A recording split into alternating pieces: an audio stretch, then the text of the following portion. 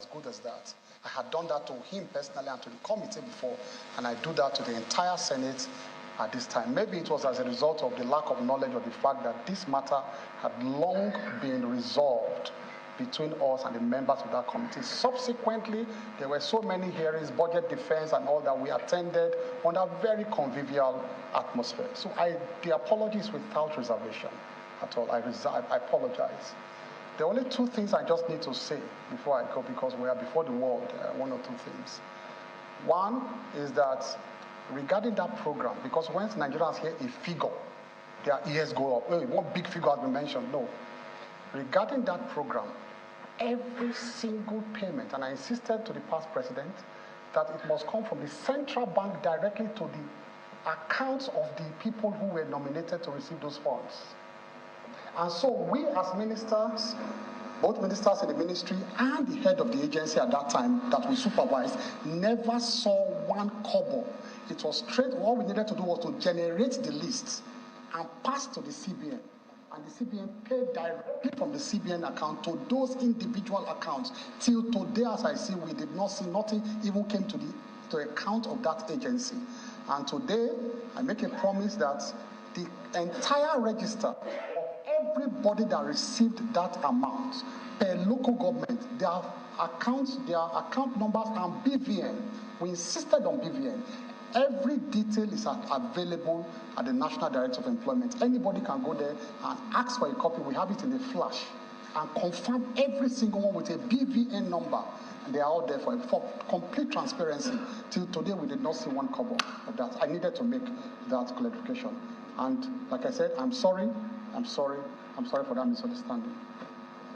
So many effects that would have led our people into a very greater height. But what really happened?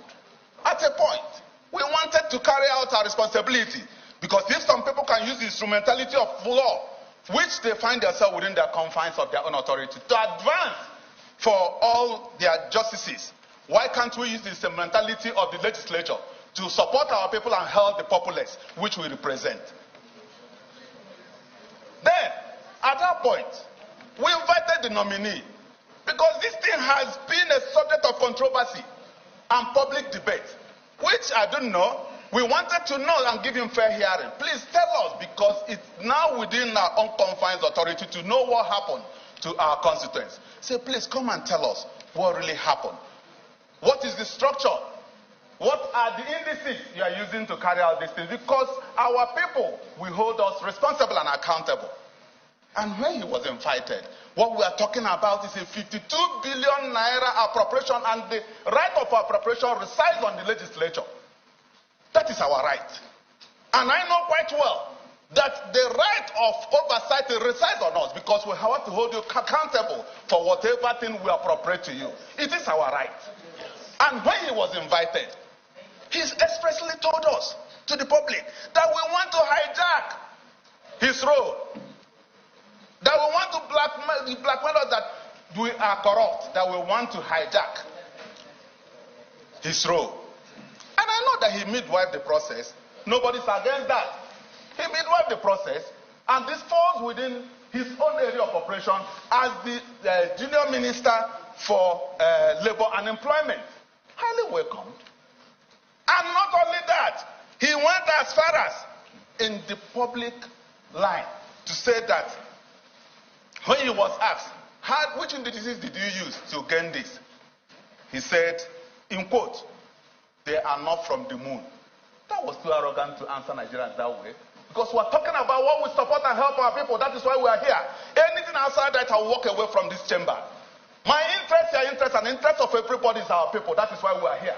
Not whatever thing any person is saying. And today, we need to find out, Mr. Senate President. Well, nobody is stopping him from being cleared. No. And I'm happy the way the president has sent so many people, great people here. We have questioned them, passed through the screening, wonderful people, and we're ready. As much as they are ready to work with the system, we are ready to clear them.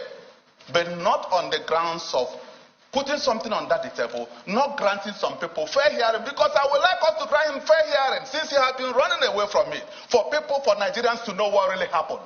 Because I wouldn't like any person to be holding that, because this thing has been subject of debate here and there. What happened to the 52 billion? What happened to the... But he is here, and it's our responsibility to find out. So, Mr. President of the Senate, I'm of the opinion so strongly that he has to tell us what really happened, but not here. We have to keep it down a little bit. We're not saying that we're not going to clear him. This is a house that can reconvert at any point. You can even call for an emergency and we'll reconvert. Because we would not like what happened at the last administration, where some people felt that the president was in charge and so many other things were happening out there. We won't take it this time around.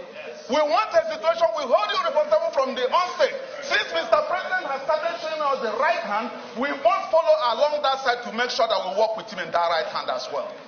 Therefore, Mr. President of the Senate, I'm of the opinion that we hold this down a little bit, and I move a motion that we suspend forthwith this nomination and wait until when this is led, so that you can freely work in our environment and tell Nigerians, I have perfectly done well because this record has been put straight.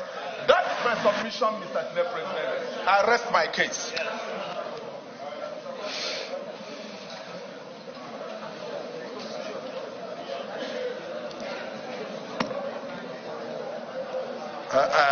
Distinguished colleagues,